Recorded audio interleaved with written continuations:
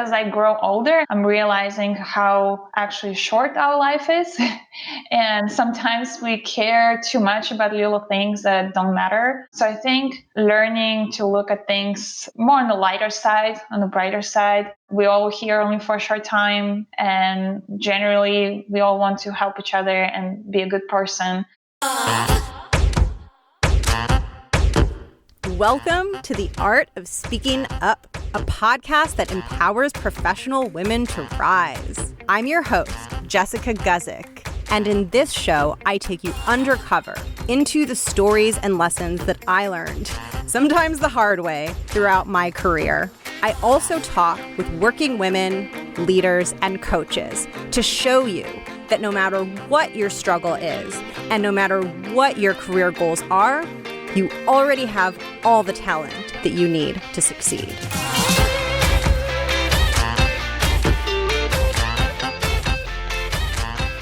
Welcome to the show. Thank you so much for tuning in. It is so good to have you listening, and I am so excited to let you hear today's conversation. This conversation was such a breath of fresh air for me. I had so much fun having it, and today's guest was really just so insightful, so wise, and so honest about her career experiences, which I really appreciated.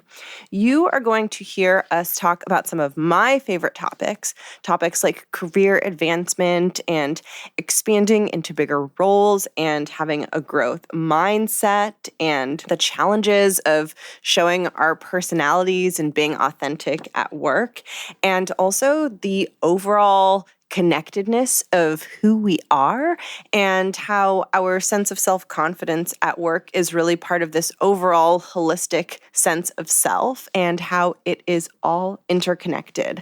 I absolutely loved this conversation, and I hope you enjoy it as much as I did. Svetlana is incredible. And with that, I will cut into the conversation. A quick reminder, I forget to tell you about this, but there is a Facebook group for the show. So I'll link it in the show notes. And if you go to Facebook and search for The Art of Speaking Up, you will find the group, and I will be posting discussions in there and stories from my own experiences. And it will be a wonderful place for us to get to know one another and support one another and share our experiences, because sometimes there is a dearth of really open, honest, real conversation about what we are experiencing professionally. And so I want that to be a place where we can have that conversation. I will link it below. And now it is time for today's conversation. I hope you love it as much as I did, and I'll catch you at the end. Thank you so much for having me here, Jess. So my name is Svetlana, and I go by Lana. I was born and raised in Russia by a single mom, and I moved here to the USA when I was 19 years old. And I've been building an accounting career for the past 10 years. And I actually just got an opportunity at the corporate bank. So I resigned from my career in public accounting, where I was an audit manager. And now, about a month and a half, I started in my corporate accounting career at the bank. So you recently made a switch. Yes. And how has that been? Were you nervous? Were you excited for that? What has that been like? Both, for sure. I loved my team and my public accounting work. Everyone was extremely supportive. But it was a hard transition, because when I first started at the firm, I thought I'm going to be there for, till I retire. So it was a definitely kind of hard transition to get, in the mindset of a change and getting out of the comfort zone, because even the type of work I was going to do is different than the public accounting. So it was a different kind of transition of mindset, as well as getting comfortable leaving, because I felt like I'm leaving my team. But it's been great. I love my new opportunity, and I'm very excited that I made the switch. I feel like often with transitions like that, they're usually beneficial or they enhance our careers. But I think there's always a scariness of leaving behind the thing that is known and a little bit more familiar. Yes, for sure. Wonderful. Can you speak a little bit about the early days of your career and how you built from coming to the US to your career in accounting? Just what some of those steps were and maybe some of the challenges and accomplishments along the way? So it definitely wasn't an easy path for me. I didn't know in the beginning, of course, what I want to do. And, as a teenager growing up in Russia, my main concern was just, making it through the day, basically. And my biggest challenge was self-esteem and self-doubt that I was faced with. So my dad and my mom got divorced when I was about 6 years old. And as a kid, I remember thinking that it was my fault for some reason, and maybe I wasn't good enough, and that's why my dad left. So that kind of started off, I think, that self-doubt journey. So then, as I was a teenager, I was bullied at school a lot just for the way I look. Kids always find things to to bully about. But somehow in my heart, I knew that I don't belong in Russia and that I want to go in a different country where it's more fair and where there's more opportunities. So I didn't know how it's going to look or what it's going to be. So in Russia, I started university and I started learning technical engineering and software programming subjects because I was told that, the technical subject is where I need to go and the computer science is the future and that's what I need to do. So that's what I did. And I absolutely didn't like it. And I knew that I need to do something else. I need to figure out what I want to do. And even in high school, actually, we had some basic accounting subjects and I remember that I really liked them. So I thought maybe that's where I need to go. But then I got an opportunity to do an exchange program in the United States. At that point, I was after my third year of the college in Russia. So I got that opportunity and of course I took it. So I came to the US for the exchange. It was like experiential exchange, cultural exchange more than the student exchange. So I started when I came here. I worked all kinds of odd, weird jobs at coffee shops and restaurants and perfume shops and clothing stores, all kinds of different things. My main goal was to just make as much money as I can. So first I can pay back my mom for the tickets that she bought me to come here for the program, but also just to have extra if I want to go to school in the US. So at one of those jobs, I met my husband, my future husband. So he told me, no, you're staying here. You're not going back to Russia. And I'm like, okay, sounds good to me. So I decided to stay and I kept working really hard so I can pay for my school. And eventually I got an opportunity to work at the marketing company where I was a customer service representative. So I was answering calls and kind of doing support for customers. I remember I was so excited that I actually went to a real office and had my desk, and I was like, "Oh my God, this is incredible!" And by that time, I got my first car, and I was like, "Okay, I'm like in a dreamland." But it's just so funny to think back because if you tell me, "Oh, go back to that work," I'll be like, "Hell no!" So it's just weird the timing of everything.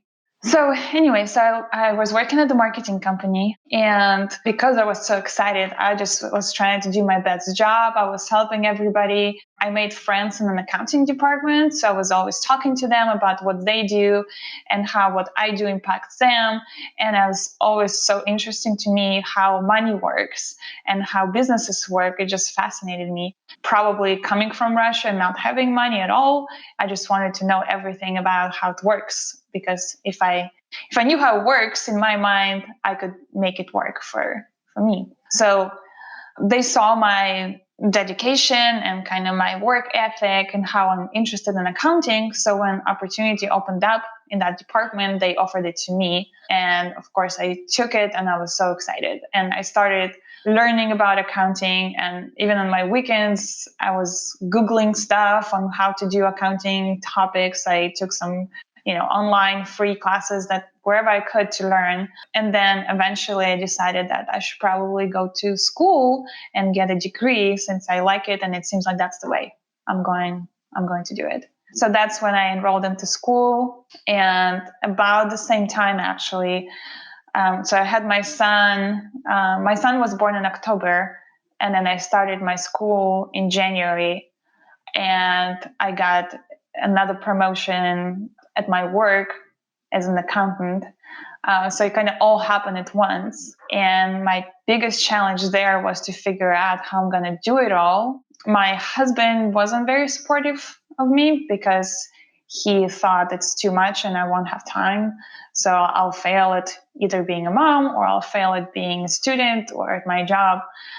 So it was a struggle for me to just get myself into mindset that I need to do it. So I did it. And here we're at now. Amazing. And that is the same place that you now have recently left for your new opportunity. No. So the marketing company where I first started, I was taking classes online for my degree and working there. But eventually I got an opportunity offered at the consulting firm where I was a controller. So it was a promotion for me. So I took that opportunity and working there, I finished my degree. And once I finished my degree, I was on top of my class. So I got offered a position at the public accounting firm where I stayed for 5 years until I was a manager there. So it took me from my beginning accounting days, so to say, in a marketing firm, all the way to the public accounting firm. But all this experience has helped me also to get through school. And I was lucky to have the opportunity for sure. There's so many things in your story that I find inspirational and that I think they're really interesting lessons in. And I just want to hit on some of them and maybe get a little bit more of your thoughts. I think it was really interesting when you talked about like that first customer service job and how it felt so exciting. And now you kind of look back on it and you're like, oh my gosh, that doesn't seem exciting now at all. And I think that this is really important because when I hear that, and I really want to hear your perspective, what I see is just kind of an expansion and you growing into bigger roles that are more enjoyable and really just being open to more and receiving more. And I think that that's really important for people who are wanting to get to that point and are maybe in that earlier position and haven't yet gotten to the situation where they feel like they're making maybe better money or in a more interesting and exciting role. So can you talk a little bit about that growth and kind of just expanding into, I would say, bigger and better things, but I'd love to hear your perspective. Sure. I think there are two things I would mention. First thing is it's all about perspective. We make up thoughts in our heads of how it should be.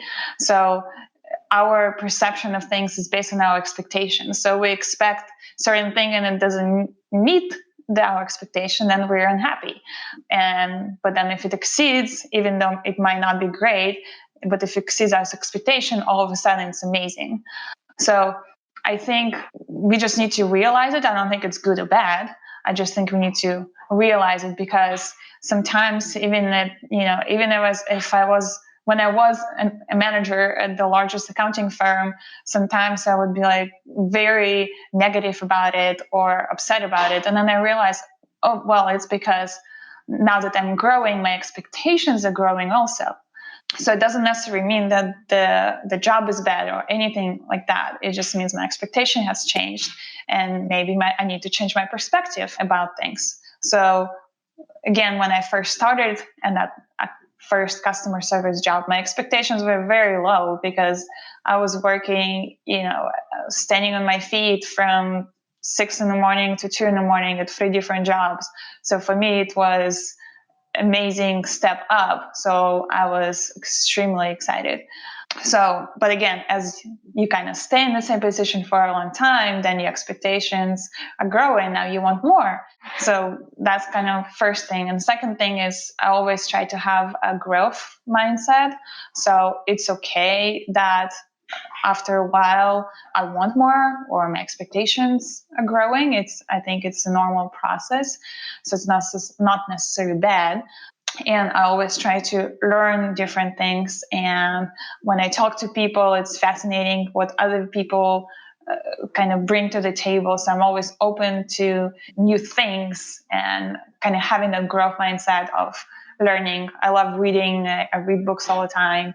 And I think it helped me to even have ideas about what kind of opportunities are available. It came through very strongly in your story as well when you just very kind of off the cuff stated like that you went and you made friends in the accounting department and you started to learn about that. And the way that you shared that seemed like that was very natural for you. But I think it's helpful to share with people listening. I think that does reflect an openness and, like you said, a growth mindset, because I do think it's easy for us to get very stuck in our routine, stuck in our jobs. And I think the fact that you kind of had your radar open and we're looking around and we're pursuing that, I think that's such a helpful mindset to have to get closer to what it is really excites you. And I think that there's a huge lesson there in that openness and that growth mindset. And it's like a seemingly little thing, like getting to know someone who works on this thing that you're interested in. But you have to be open to even think of doing that, which then led you into what has now become the basis of your career. Yes, for sure. And at the end of the day, I think people are people. At the end of the day, yeah, we have jobs to do and, tasks we need to accomplish, but we're all people, and most people like, to talk to other people and learn things. So just being open to that, to listening and not judging immediately or not pushing people away. It doesn't mean we like somebody. If we don't like somebody, it's okay. Just go your own way. But kind of being open and finding out about opportunities has helped me a lot. And sometimes it was really hard because, again, from my self-image, I always thought, oh, what if I say something wrong, or what if I do something wrong? And especially, after I moved here from Russia, I still have an accent, but back then it was terrible. And even simple things I couldn't understand or I couldn't say, like at the coffee shop, I didn't know what muffin is or what bagel is. And for them, it was just natural. So definitely, there's always thoughts in your head that you might say something wrong, but people actually, most of the time, they don't notice it, or they ask, they're just like, oh, can you repeat it again? Or so it wasn't a big deal. I think I was just making it up in my mind that it was a big deal. So I just had to work harder to improve my English and learn more. I think that's so helpful too, this idea that you might have a fear in your head that is like feels very profuse and intense, and you kind of move past it or whittle it down by just saying the thing even though you're not 100% certain, and then seeing that the world responds and everything's okay. And then that helps you do it more and more, because I know many of the people listening to this show are just trying to figure out how to get more vocal, and maybe not the same exact situation, but a similar feeling of fear and hesitation, and kind of how do I get more of me out there when I feel a little bit afraid and maybe a little bit insecure about my capabilities. For sure. And you might not realize the person you're talking to feels the same way. They might be just as afraid to say something, or sometimes we think that somebody is being quiet over there because they not friendly or they don't know what they're talking about, but because it might be because they have fear just like you do. So if you open up, most people open up as well. Yes, for sure. And I think that's why it's also so important as we're trying to bring more of ourselves out. I think it's easy to fall into this habit or this thinking of like, I need to bring myself out super, super confidently and powerfully, because then I won't sound quote unquote stupid. And it has to be like this big, bold way. But actually, for me, I encourage people to focus more on just bringing out the authenticity. So really just speaking in a way that feels like you, because like you're saying, that's what people are going to react and respond to much more. For sure. Yeah, it's funny story. You reminded me when I was a controller at the firm. I still to this day, I say some things that don't make any sense in English because that's how I translate it in my head from Russian. And as I was working there, they actually kept track of different things. I say funny things or wrong things, and then they call them Lanaism, like Lana, my name, Lanaism. And sometimes they'll like say it back, and it was just made, Aww. as a not in a mean way, but like in a fun way. So that's kind of authentic self. Yeah, that's how I speak. So, and it wasn't in any way, in a bad way, hurting my career or making me incompetent or any of that sort of thing. So just that's who I am. I think that's so helpful though, because even like in that little story, what's being created there is a bond. It's a bond and kind of a tightening of the relationship between you and your coworkers. And it sounds like a very positive, almost like a special thing that you have. And that can literally only happen when you're being yourself. And as people get to know your quirks and your things about you that makes you who you are, I think that's where some of the deeper connections are formed. And then those connections, even though sometimes they can feel like just like a little silly, friendly thing, they're very powerful in the workplace, because then it feels like you're working with your friends and you're working with people you love being around versus just working with these kind of coworkers who are like half human and then half coworker in your mind. Yeah, for sure. So it's very interesting. Since I just started a new position, I'm still, for me, it takes time to get there. I'm not just coming out on the first day and here I am. So definitely it takes time. So it'll be interesting to see once I get to know people better and they get to know me better as well. Yeah, it's fascinating then how that change in context can shake up everything. And yeah, I'm sort of curious to see how it evolves. And I think that's okay too. I had another guest on who was talking about how it's okay to go at your own pace. And there are those really extroverted people who can chat you up in 5 minutes and put everything out on the table. And I just remember she said, like, we don't all have to do that. Sometimes we don't want that. It's okay to go slow. And for me, it's just sort of all about what feels right. Like, what is feeling good? Is it feeling good for me to really show everything in this moment? Or is it feeling good for me to go slow and take my time and then see how things unfold? Yeah, for sure. And the same goes to understand how other people operate as well. So I have people on my team who are very outgoing and I have people who are not. So just kind of understanding other people, not necessarily trying to change them or trying to tell them what to do, but understand why they do certain things. So why this person needs to talk for 10 minutes before they start working and the other person, just goes straight to computer and start working. So just knowing the differences definitely has helped me as well. For sure. And then I don't want to make this sound like I'm being so tactical with coworkers, but you can be more effective because you know what that person needs and how they're going to work well. Yeah. It's not necessary to bring them down. It's just more actually to bring them up and understand what they need and how to work better with them and make them understand you as well.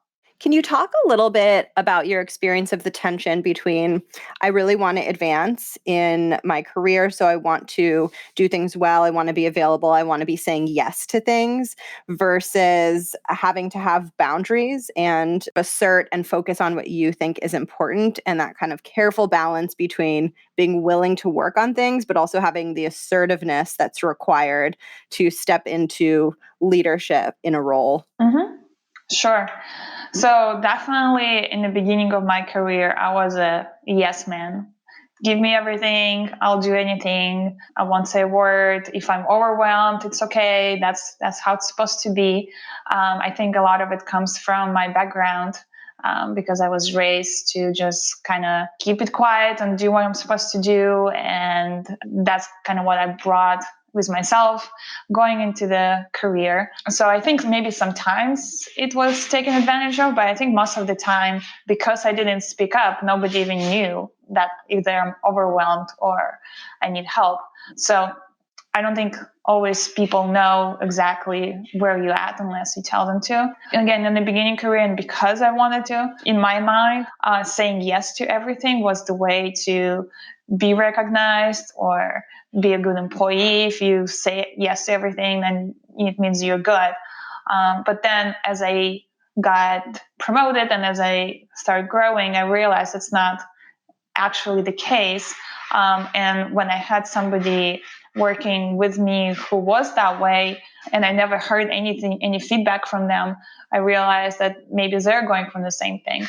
So for me, it was part of the learning experience to realize that saying yes all the time, it's not necessarily indication that you are doing a good job or that you're an amazing employee, because in fact, You might not be speaking up, bringing up issues, or might not be speaking up and getting overwhelmed. So then it impacts your work because, when you're overwhelmed and tired, you're not going to be doing as well as you would be otherwise. So I think it was just part of the experience and also changing the position. So as I started growing, I realized that I need to be more assertive at kind of what my goals are, what I want my team to achieve, bringing up issues that might not always be easy. So it's a lot of, I think, comes from experience, I would say. It's hard to just decide, okay, I'm not going to say yes anymore. I think you just gradually learn to be more assertive. And what helped me in that way is finding a support group and mentors at work, and especially females, because usually we as females, we like to say yes and be more soft, so to say. I'm not trying to generalize it, but at least for me, that's how it was. So I found mentors at work, and I kind of got ideas from them and what I can do and what's the kind of the good ways to be assertive, but not be too assertive where you just look like a rude person that doesn't want to do anything. So it's definitely a balance. And for me, I think I just try to always understand whether or not what I'm being asked serves the goal, or just an extra thing that somebody just giving me to do just because. So just having that kind of common understanding that we're all working towards common goal helps also just the team overall not to be overwhelmed and not turn into yes people who just keep doing and getting things piled up on them nonstop. So I think that's where, but mentorship, I think it's important to find that support, that it's okay that if you don't say yes all the time, just, be conscious of what you're doing and why you're doing it and what your goals are, and express it to people around you so they know what opportunities to give you and what opportunities might not fit you well. Kind of expressing that to people around you is important. I think that there are definitely women who know that they need to be more assertive. This was a situation I was in also, but you know that you need to be, but it still feels very uncomfortable. And I wanted to ask if you can share anything reassuring to someone in that position, just in terms of the discomfort and that awful feeling diminishing over time as you kind of figure it out. Sure. I think it comes with, again, like any skills, comes with practice. So I wouldn't probably start right away coming work tomorrow and saying no to everything. I would start with little things, that some tasks that might not make sense for you to do or you're feeling overwhelmed with, just discussing it with other people and expressing how you feel about it, and kind of gradually getting more comfortable expressing that about yourself. For me, also, what helped is learning some mindfulness practices, because that makes you more aware of your own fears and aware of kind of how you feel and where you're at. So at some point, probably I want to say maybe a year and a half ago or so, I was getting so overwhelmed with everything at work. We had a lot of work and we had tight deadlines and everything. And I tried to just take everything on myself because I was like, I can do it all myself. I got this. And I realized that no, I probably can't. And what helped me realize it and become more comfortable to discussing, no, I can't do it all, I need help, is I learned about meditation. I learned about mindfulness practices. I learned about being grateful for what I have, which changed my perception also of things. Eventually, I became more comfortable. And as I started talking to other people, I realized that a lot of people are feeling the same way. A lot of people also overwhelmed and also keep saying yes and taking on things.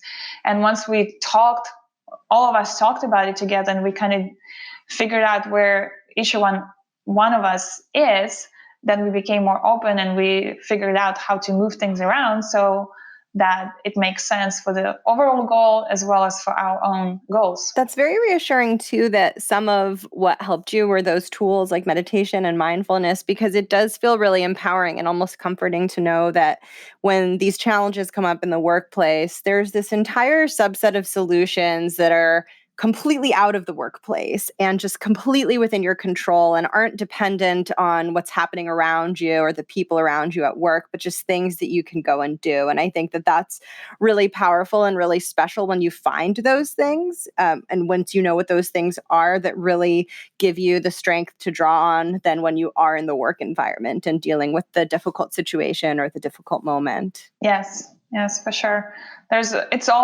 It's all interconnected. I think your career is interconnected with your personal life, with the family.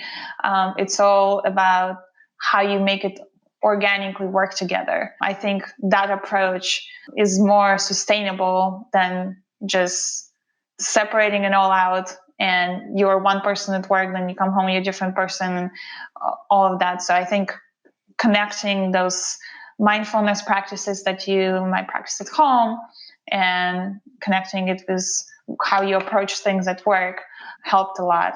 And also, one thing I want to say is about being more assertive is realize what helped me at least is to realize what my priorities are.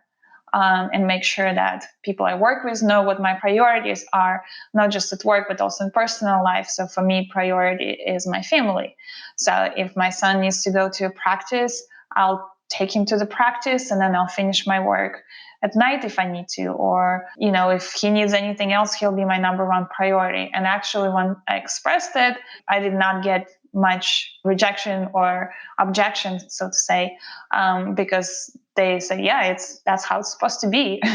So sometimes we don't even realize that our priorities make sense even just to everybody. So it's not necessarily bad, or it's not necessarily going to hurt your career just because family is your priority. That's how I think it should be in the workplace. Yeah. And it can feel scary in the moment when you're saying, I need to leave, or when it does come down to that moment. But sometimes it can be the hardest when you first do it, like for the first time. And then it's sort of like what you're saying, that becomes knowledge among the people around you that maybe on this day of the week, you are leaving at this time because of X priority. And everyone kind of just adjusts, I think. That's been my experience. And so even though it is hard at first, it can become the norm. And then you can have a way of living and a way of working that's actually sustainable and works with your life and with all of the other things you have in your life outside of your professional world. And it inspires others. When they see somebody doing that, it inspires them to realize, oh, they can do it. So then it helps them having more sustainable careers and work lives. And I was very scared when I first started, asking for those kind of things. And as long as I had a plan, I wasn't just, bye everybody, good luck finishing it up. I always had a plan and on what I'm going to do and how I'm going to finish things. But when people started realizing what my priority is my family, I actually got feedback from people I worked with that it inspired them as well. And it doesn't necessarily mean you need to have kids. It could be anything. So if somebody at my team, they wanted to be more healthy, they wanted to work out. So they made time sometimes to leave work earlier to make it to a class, and then they would get back to work or finish things up. So it just makes overall environment, I think, better when people are more open about what is important to them, but still keeping the, obviously the career in mind. But it just makes it more sustainable, and then they're even more productive at what they do.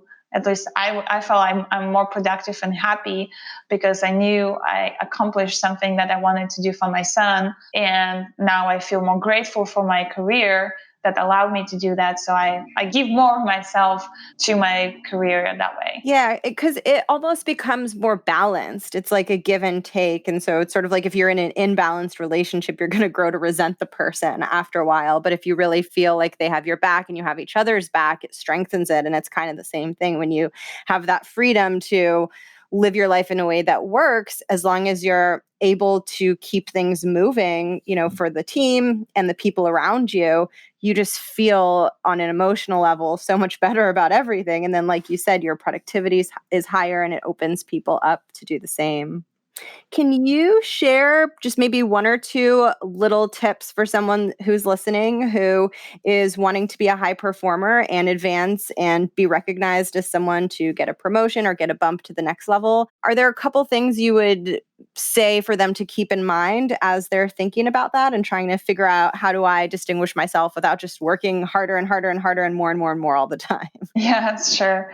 Like I said, that was my idea at first. Just work super hard, and that's how you get the promotion. It might be true like in the very, very beginning of the career, but as you grow, I don't think it's so true anymore. I think the main thing is showing your value. And when I say showing your value, it doesn't mean sit in the corner and work really hard without anybody knowing what you're doing. When I say showing your value, meaning find opportunities so people know what you did or what you accomplished. And one advice that I really liked and tried to keep up with was given to me is, as you accomplish things, just write it down somewhere.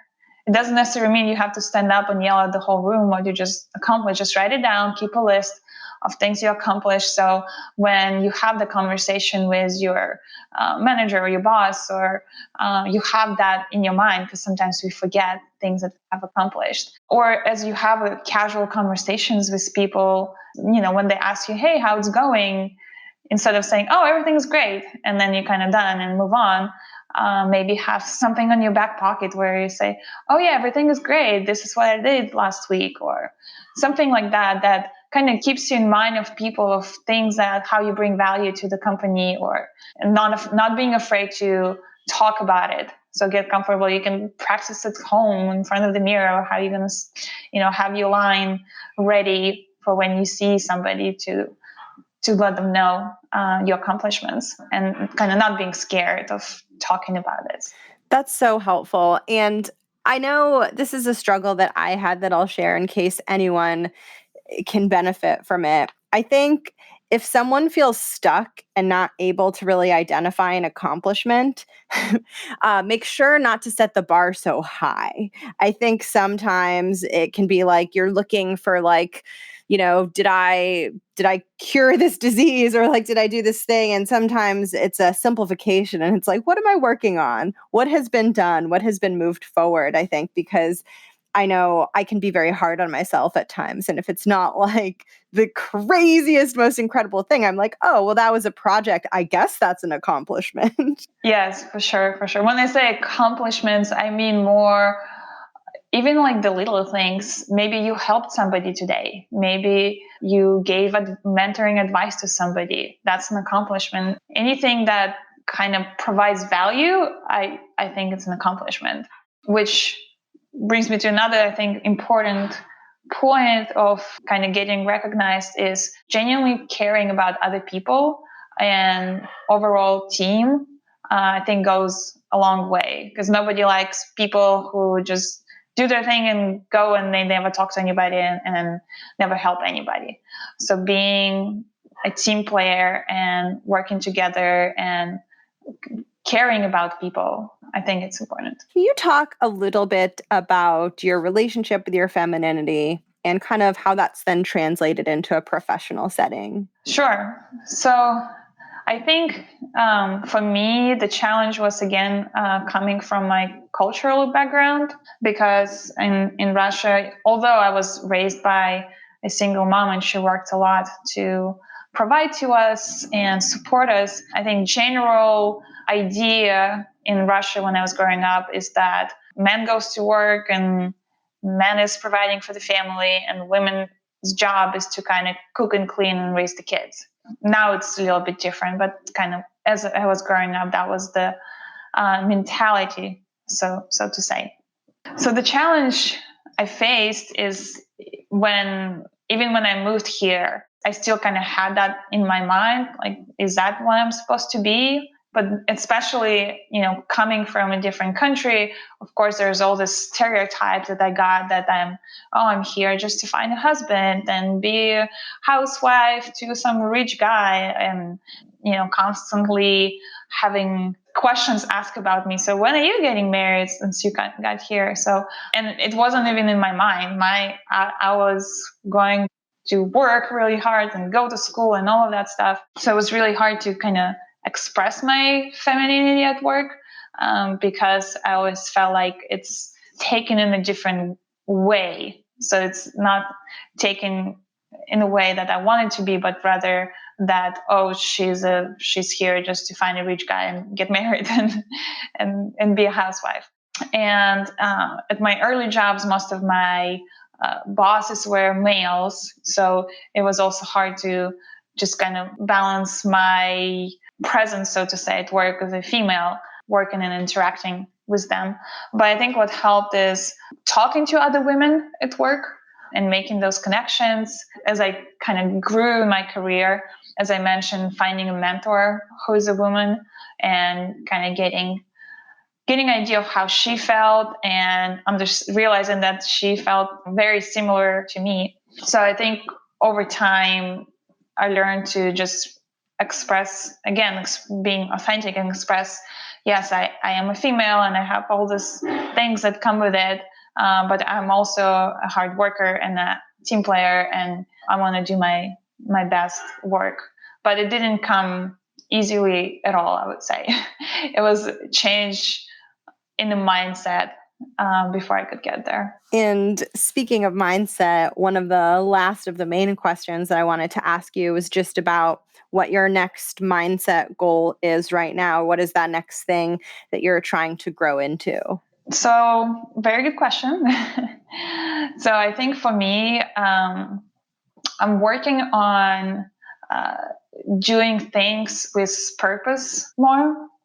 Because sometimes I think I get into just go, do without necessarily having a deep purpose for it or deep kind of meaning to it. And yeah, sometimes you have to do laundry and it's not very meaningful.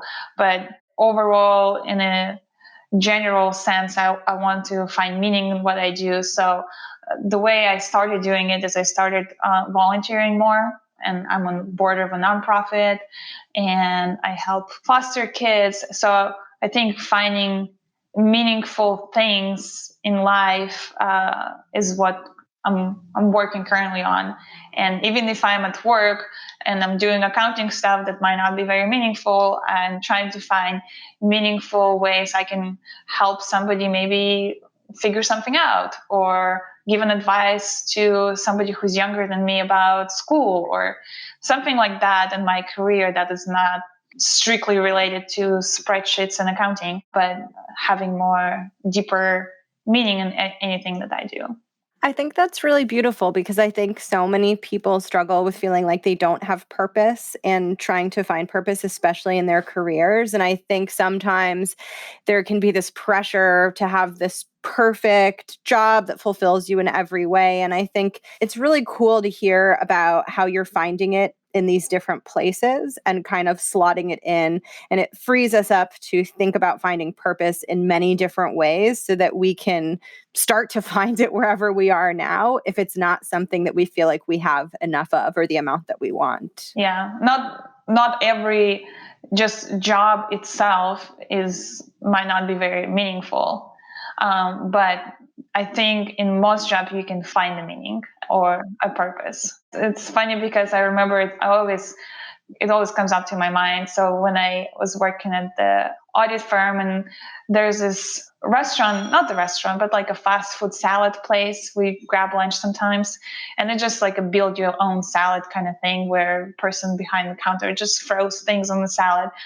And I don't remember his name, Marcos, I think. But he was just always so happy and so friendly. And he would always ask about your day and have like a little chit chat. And no matter what you put on your salad, he'll tell you it's an amazing choice and it's the best choice ever. And just makes you feel so good. And he just looked like such a happy person.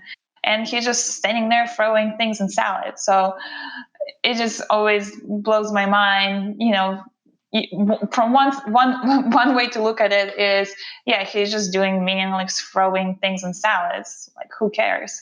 But on the other hand, he's making impact. He making somebody feel better. He making your salad good, and it's definitely was obvious that he enjoyed it. I love that story. Whenever I encounter people with that type of energy, I'm always like, wow, I'm being way too serious. I'm being way too focused on myself and all of my problems. And I'm just like, I'm so thankful that I came into contact with this person and got to see some of that and kind of expand my view and maybe get out of a mental rut. I love that so much. Yes. I always think back to that story when I feel like I am in a rut at work. I'm like, no, remember the Marcus, the salad guy? Yeah. Oh, I love that. And before we get into the next section, is there anything you want to share with listeners in terms of something you want to plug or getting in touch with you? It's totally up to you and whatever you would want to share.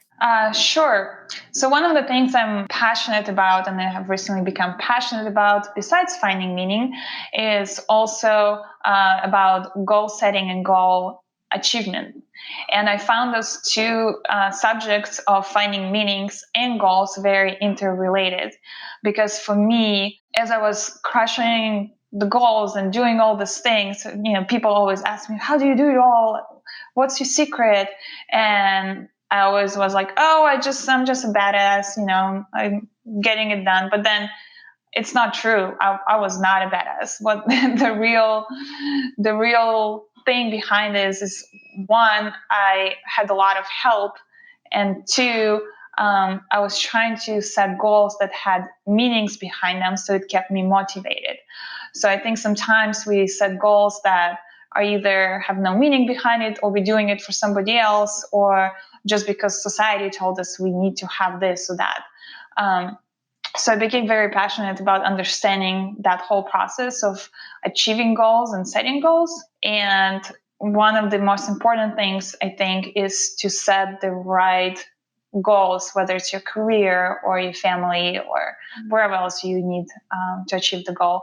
So I got so inspired by that topic and talking to others that I'm currently working on a book about it that hopefully will help people who are struggling with either dropping goals midway or achieving goals but not being satisfied with those goals, which happened to me a lot. I think that I want something and I work really hard to get it, and then once I get it, I don't feel any satisfaction. Okay, I got it now, so what's next? So I hope to help people not be that way and be actually happy with the goals. I know that writing a book can take a while, but you need to tell me and us when it's out in the world, because I'm very interested in it. And I think a lot of other people would be interested too. So please, once it's coming out, let me know. I will sure do that. And with that, I'm going to go into my favorite part of the interview, which are the closing questions. The first of the two closing questions is about the title of the show, which is The Art of Speaking Up. And I love to ask every guest what that's about for them, what that means for them, why it's important to them. Sure. So I think for me, speaking up is meaning be authentic self, like we talked earlier, and not being afraid to speak up of what your priorities are or what your needs are, not speaking up about things that you see. Don't hide in a little corner over there. So speak up of things that are bothering you or bothering the team or not helpful. And speaking up also for yourself and what your needs are, because at the end of the day, if you don't speak up, then you're the one who's going to be hurt, and it's not going to help anybody either, because then you're going to be overwhelmed, and you'll be surprised how much support you get if you talk about those things and you speak up, because people generally want to help other people, and if we help each other and we all speak up, then we'll find a balance overall. And with that, I'm going to ask you the final question, which was inspired by the inspiration for the show, which was a time in my career where I was struggling. I was not feeling confident. I was really doubting myself. And I started the show to speak to any woman who's in a similar space, or just to anyone who's looking for some empowerment and looking to feel a bit bolder and stronger and more certain in themselves as it relates to their professional life. And so I love to share this last space with the guests to share any message or anything that's on your heart that you would want to share with this audience. Sure. Last thing I want to share is, as I grow older, and maybe it's the age thing, I'm realizing how actually short our life is. And sometimes we care too much about little things that don't matter at the end of the day. So I think learning to look at things more on the lighter side, on the brighter side. We all here only for a short time. And generally, we all want to help each other and be a good person. So don't forget to take care of yourself and don't get too wrapped up in the little things. Take time for yourself if you need it. And don't forget about yourself as you take care of so many other things, as most of us do, with families and careers and everything. Make sure you take breaks and really force yourself if you need to.